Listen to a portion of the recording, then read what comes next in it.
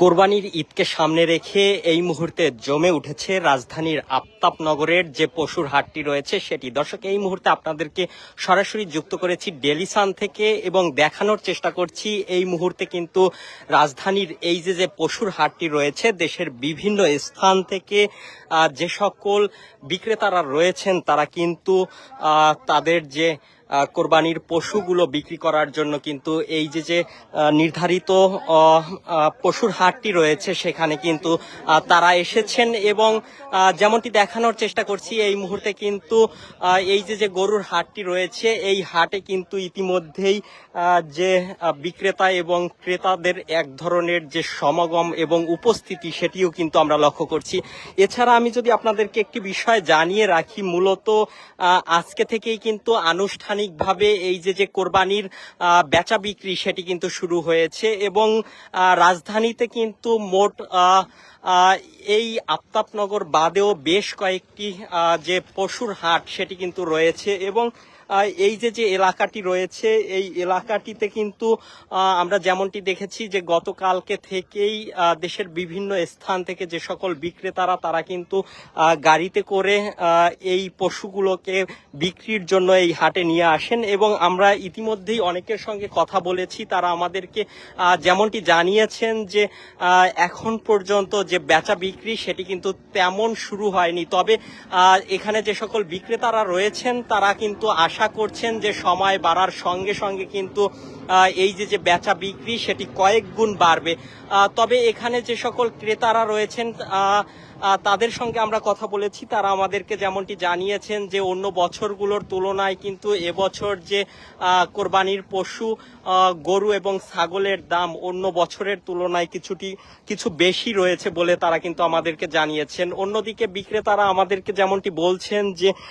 পরিবহন খরচ এবং গবাদি পশুর যে খাবার সেটির খরচ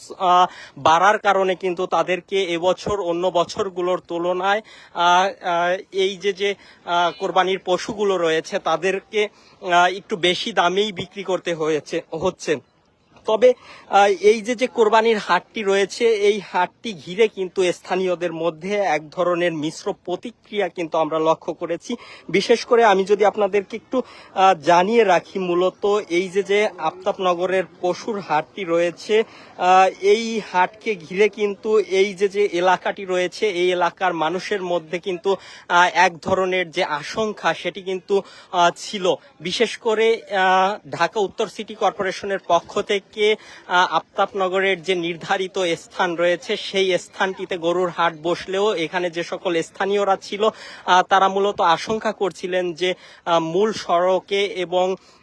যে ঘনবসতিপূর্ণ এলাকাটি রয়েছে সেই অলিগলিতে এই গরুর হাটটি বসতে পারে। তবে ঢাকা উত্তর সিটি কর্পোরেশনের পক্ষ থেকে যিনি প্রশাসক রয়েছেন তিনি এলাকাবাসীকে আশ্বস্ত করেছিলেন যে নির্ধারিত স্থানেই কিন্তু গরুর হাটটি বসানো হবে। সেই বিষয়টিকে লক্ষ্য রেখেই কিন্তু আফতাবনগরের সাথে সাতকুড়িয়া এলাকায় আবাসিক প্রজেক্টের অস্থায়ী এই যে পশুর হাট সেটি কিন্তু বসানো হয়েছে। এছাড়া আমি যদি আপনাদেরকে আরেকটি বিষয় জানিয়ে রাখি, মূলত 2024 সালে আফতাবনগরে গরুর হাট না বসানো সেই দাবিতে হাইকোর্টে কিন্তু একটি রিট করা হয় আদালতে এবং এলাকার মানুষের এই দাবি এবং রিটের যে রায় সেটি কিন্তু এই স্থানটিতে হাট না বসানোর একটি নির্দেশনা প্রদান করে উচ্চ আদালত। তারপর পরেই আমরা যেমনটি দেখতে পাই যে 2 বছর কিন্তু এই এলাকাটিতে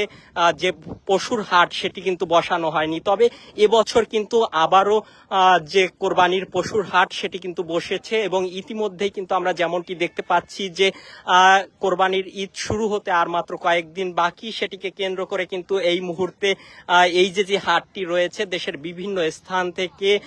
কোরবানির পশু বিক্রি করার জন্য কিন্তু বিক্রেতারা এসেছেন এবং ইতিমধ্যেই কিন্তু এই হাটে আমরা যেমনটি দেখতে পাচ্ছি ক্রেতা সমাগমের যে এক ধরনের উপস্থিতি সেটিও কিন্তু রয়েছে। দর্শক, আপনাদেরকে সরাসরি যুক্ত করেছিলাম আফতাবনগরের যে পশুর হাটটি রয়েছে সেখান থেকে। এই ছিল আমার কাছে রাজধানীর আফতাবনগরের পশুর হাট থেকে সর্বশেষ তথ্য।